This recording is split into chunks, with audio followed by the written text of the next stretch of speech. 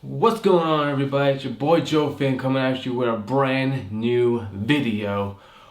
What is going on for 2020? So much new DJ gear is coming out. So much gear. What to get? What should you hold off on? Find out right after this quick intro.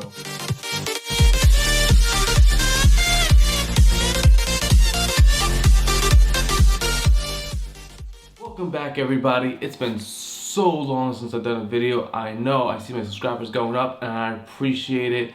Loving the love with all my Denon Prime videos and everything.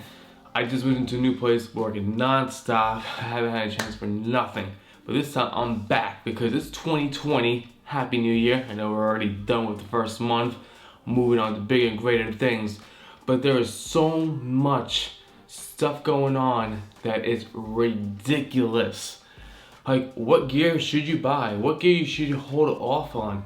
Like, what gear do you want to get? Like, there's so many options. It's ridiculous. First, you know how I am with Denon Prime using. Love my Denon Prime 4. For me, I have no issues. A lot of people still have issues with their Denon Primes. For me, I have no issues. I use it every week. In and out of gigs, perfectly fine. Mic works. Everything works flawlessly. I had no issues. Now, only issue I'm about to have with Denon Prime is kind of this new lineup that is triggering for the new clienteles, for different clienteles. And is it really worth it? Should you even spend that extra cash, you should say, on those items? So you got the Denon Prime 2, which is basically like the Denon Prime 4 just dumbed down to a 2-channel with a smaller screen. So yeah, you get the 2-channel, smaller screen, a little bit of a cheaper price. Is it worth it though? I mean, I guess if you're trying to make it lighter, you only need 2 channels, the screen's not that big of a deal to you, then yeah, that's a perfect option. The Denon Prime 2, I think, is a great option. Definitely for somebody who's not trying to spend the additional money on the Prime 4 or don't need those additional 2 extra channels. So it's up to you what you kind of want to do in that scenario. The next one is the DJ Denon Prime to Go. Now, I'm not a fan of this one only because it's catered to a very selective group. Like, who really needs this?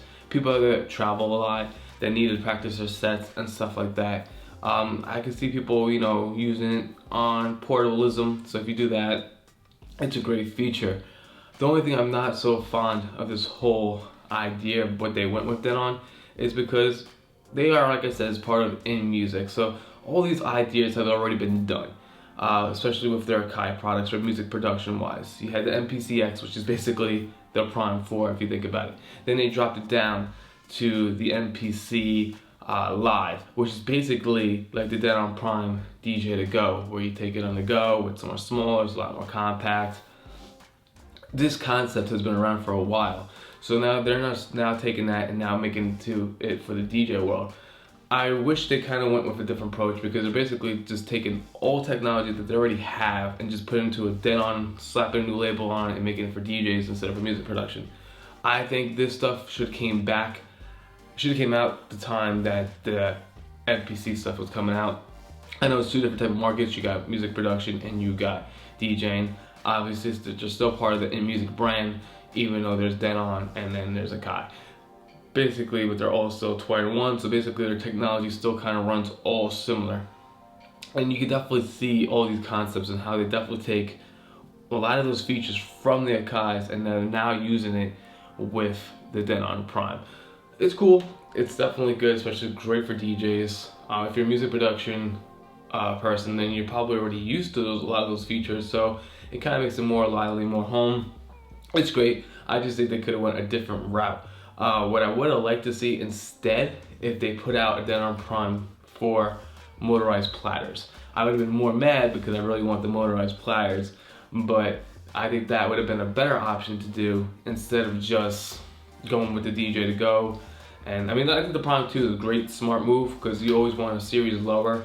That's just been going on for DJing for like ever. So I don't blame them for doing that. Prime 2 with the 2-channel, good name, it works. I would like to see the Prime 4 motorized platters, but you know, that's something that's, you know, may come still, so we never know. The next segment basically is you got your new SC 6000 series coming out from Denon Prime, which I think looks amazing.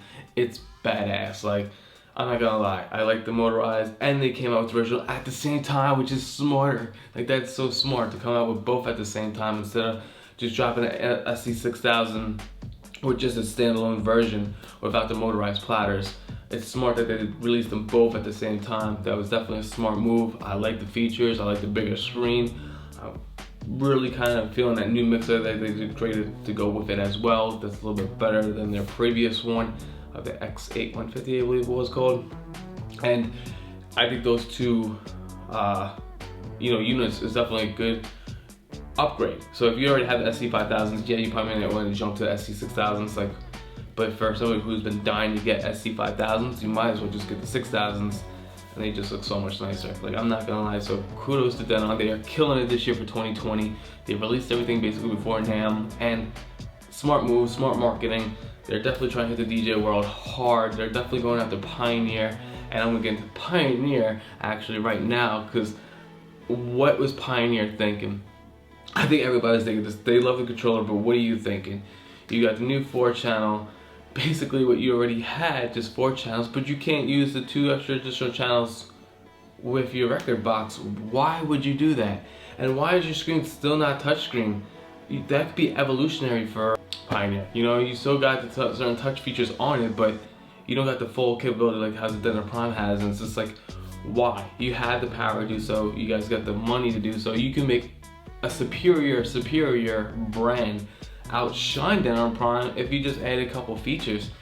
And that's what kind of bugs me out the most is, Pioneer, what are you thinking? You got such great technology and the price is ridiculous for that new unit. It's like $2,300. It's even more expensive than the Prime 4, but you still got less features in the long run. So I feel like if Denon Prime could do it with that budget features, you could do it with more superior features with that price tag of $2,300 and still be more superior than Denon if you did it properly. So Pioneer, you're kind of, I don't know what you're doing. I mean, you still make great products. Everyone loves Pioneer. Everyone sticks with Pioneer. That and Serato, and that's what usually you stick with.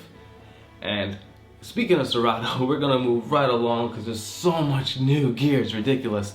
Serato is now teamed up with FaZe. I can't wait for this update to happen. I cannot wait. I got my FaZe, and now they're gonna have, it's ridiculous. Now they're gonna have it compatible with Serato, where basically you don't even need the cables anymore. Completely wireless. That's gonna be so flawless. No more cables. That's gonna be amazing, and it's a free update with people that already have FaZe. That's just awesome because I already have my FaZe, so I can't wait for that update because I think that's gonna be so huge for turntables, DJs, for anybody still using turntables. I still got mine right behind here, and that is revolutionary. And I think that's a smart move from Serato, smart move from FaZe. That's gonna be a big stepping stone. That's bigger news than I think even the Pioneer had to offer, honestly. But there's so much, especially with the mobile DJs, there is even more. And like I said, for mobile DJs, this is something I want to get my hands on right away. I think it's gonna be so great. The new Chauvet, the Gig Move, basically it's like the Gig Bar 2, but with the moving headlights. I think it's gonna be superior. I want those lights, and then you can put it with the Gig Bar 2, and you basically have a nice setup without really carrying all that truss and everything. Listen, the truss is still big. There's still got so many new lights coming out. It's ridiculous. So many lighting shows you could do with your setup. You're basically making like a live concert now. Like, there's so much stuff you can do. And even with the Prime 4 with that sound link, there's just so much you could do where you basically feel like you're like in a concert event. And I think that's awesome. I think that's great. And for the people that are doing that type of work, I am all for you. I just hope, because I know a lot of DJs lately have been charging pennies to do these events. Please, please, please don't tell me you're doing these events for like $400 or $500 with these crazy light shows. Please tell me you're not doing that, because that's just a waste. I just really hope you're not lowballing yourself way too much, especially if you're going out with a huge light show. Make sure you get your values worth. Make sure you give them that show that they really want, but make sure they're also paying for those amazing features, because like I said, I'm a DJ, I've been doing it for a long time, but when I do my events, usually I just try to keep it as basic as possible, because I only make it a certain amount for DJing. If they want those extra features, they gotta pay for it. And most of the time, especially depends where you are or the economy you're in, they don't want to pay. So that's why I think the gig bar and the move that they're coming up from Chauvet is gonna be perfect. I thought just boom, 2 of those, and you're pretty much good to go. Like honestly, if you're just doing basic events, even basic weddings, which is now becoming more of a common thing than I've been seeing. Like the people still do these big weddings. I do still see them, but for the majority of your time, especially throughout the whole year, I bet you're using a smaller setup than a bigger setup majority of the time. So think wisely, choose your gear the right way. Make sure you get what you need and do it for your clients, for yourself. Make sure it's spectacular, but make sure you're getting paid what you're worth. Never lowball yourself, because soon we'll get replaced by jukeboxes if we keep going that route, or people are just going to start buying a speaker and a phone and then you're replaced again. We'll always need a DJ. They always need DJs, so make sure you don't lose any of that aspects. Remember, we're still musicians, we're still artists, we still create, we're still everything you need to get a party going. So my name is Joe Fan. Like I said, I just moved into my new place, so I'm still getting things organized and waiting on a chair, whatnot. Gonna do studio desk right now. I just have it on a table, but slowly building it up. Gonna have a lot more content for you. So let me know what you guys think in the comments. Are you gonna get the new Denon Prime 2 or the DJ Denon Prime to go? Or are you gonna get the new Chauvet lights? Are you gonna get the new Pioneer controller? What gear do you want to get in 2020? What is tickling your fancy? Just let me know in the comments. So hope you guys like this video. Make sure you like, comment, and subscribe. I hope to see you guys in the next video. So make sure you hit that subscribe button. Keep on scratching, keep on shooting. This is Joe Fame. I'm out. Peace.